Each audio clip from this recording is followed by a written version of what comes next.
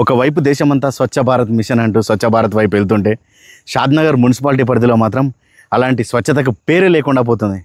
ఇక్కడ దాదాపు మనం చూసుకున్నట్టయితే నాగులపల్లి రోడ్లో సిఎస్కే వెంచర్ ముందున్నటువంటి స్థలంలో జంతువుల కళేబరాలు మరియు ప్లాస్టిక్ వ్యర్థాలను ఇక్కడే పడేసి ఇక్కడే కాలుస్తున్నారు. ఈ ప్లాట్కు సంబంధించిన ఓనర్ చెప్పినప్పటికీ కూడా ఈ ఆకతాయిలు వినడం లేదని చెప్పి ఆయన వాపోతున్నారు. ఒక్కసారి మనం చూసుకున్నట్టయితే ఇక్కడ జంతువుల కళేబరాలు అంటే ఈ పెద్ద ఎత్తున జంతువుల కళేబరాలు ఇక్కడికి వస్తుంటే మున్సిపాలిటీ అధికారులు ఏం చేస్తారు? ఇక ఇక్కడ మనం చూసుకున్నట్టయితే జంతువుల కళేబరాలు ఆవుల కాళ్ళు కూడా ఉన్నాయి. ఇక్కడ చూసుకున్నట్టయితే జంతువుల కళేబరాలను కుక్కలు తింటూ కూడా కనిపిస్తున్నాయి. అయితే ఇక్కడున్న స్థానికులు ఆరోపిస్తున్నది ఏంటంటే దాదాపు ఇక్కడ 30 నుంచి 40 వరకు కుక్కలు ఉంటాయి. ఇవన్నీ కూడా జంతువుల కళేబరాలను తింటూ స్థానికంగా ఉన్నటువంటి ఈ గల్లీలలో తిరుగుకుంటూ పబ్లిక్ కూడా చాలా ఇబ్బందిని గురి చేస్తున్నాయని చెప్పి కూడా స్థానికులు తెలియజేస్తున్నారు. అయితే ఇక్కడ షాద్నగర్ మున్సిపాలిటీలో స్వచ్ఛ భారత్కు నిజంగా స్థానం ఉందంటారా? అయితే ఇన్ని వాహనాలు ఉన్నాయి షాద్నగర్ మున్సిపాలిటీలో, దాదాపు చాలా వాహనాలు ఉన్నాయి చెత్తను తీసుకెళ్లేటివి. ఇన్ని వాహనాలు ఉన్నప్పటికీ కూడా ఈ మిగిలిన చెత్త ఎక్కడి నుంచి వస్తుంది? ఇందులో మనం చూసుకున్నట్టయితే మెడికల్ వేస్టేజ్ ఉంది, ప్లాస్టిక్ కాగితాలు ఉన్నాయి, డబ్బాలు ఉన్నాయి.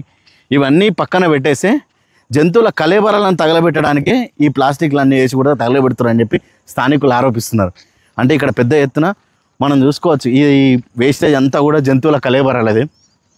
వాటి కళేబరాలను ఇక్కడ కోయడం అది చేయడం ద్వారా ఇక్కడ వచ్చినటువంటి వేస్టేజ్ అంతా కూడా జంతువుల కళేబరాలే. మనం ఇక్కడ అంటుపెట్టిన దాంట్లో చూసుకుంటే క్లియర్గా మనకు కనిపిస్తుంది. జంతువుల కళేబరాల అంటుకున్న విజువల్స్ కూడా మనకు కనిపిస్తాయి.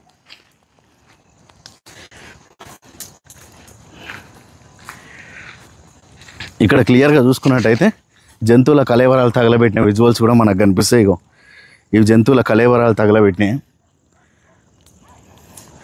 ఇక్కడ జంతువుల కళేబరాలు ఇవి ఇక్కడ చూసుకున్నట్టయితే కాళ్ళు కూడా మిగిలిపోయినాయి, సగం కాలిపోయి మిగిలిపోయినటువంటి కళేబరాలు ఉన్నాయి. ఇక ఇక్కడ కూడా కాలిపోకుండా మిగిలి ఉన్నటువంటి కళేబరాలు ఉన్నాయి. అంటే ఇంత పెద్ద ఎత్తున ఇక్కడ చెత్తను వేసి కళేబరాలను తగలబెడుతూ ఉంటే మున్సిపల్ అధికారులకు ఎందుకు కనిపించడం లేదు? ఇదంతా స్వచ్ఛ భారత్ అంటే ఇదేనా? షాద్నగర్లో స్వచ్ఛ భారత్కు తావు లేదంటారు. మున్సిపాలిటీలో దాదాపు చాలా వాహనాలే ఉన్నాయని చెప్పుకోవచ్చు కాలనీలోకి వచ్చి చెత్త తీసుకెళ్ళడానికి. అన్ని వాహనాలు అన్ని కాలనీల్లో తిరుగుతున్నప్పటికీ కూడా అసలు ఇక్కడికి ఈ మిగులు చెత్త ఎక్కడి నుంచి వస్తుంది? అసలు ఇక్కడ ఈ చెత్త ఎవరు వేస్తారు? దీనిపైన ఎంక్వైరీ చేసి అధికారులు ఖచ్చితంగా చర్యలు తీసుకోవాల్సిన అవసరం ఉంది. ఎందుకనంటే ఈ చెత్తను అంటుపెట్టే ముసుగులో జంతువుల కళేబరాలను అంటుపెట్టడం అనేది జరుగుతుంది. అయితే ఇంత పెద్ద ఎత్తున జంతువుల కళేబరాలు ఎక్కడి నుంచి వస్తున్నాయి? ఈ కళేబరాలన్నీ తీసుకొచ్చి ఇక్కడ వేస్తే ఇక్కడ మనకు కనిపిస్తుంది ఆవు పేడలు, ఆ గేదె పేడలు అన్నీ కూడా కనిపిస్తున్నాయి. మెడికల్ వేస్టేజ్ కూడా కనిపిస్తుంది.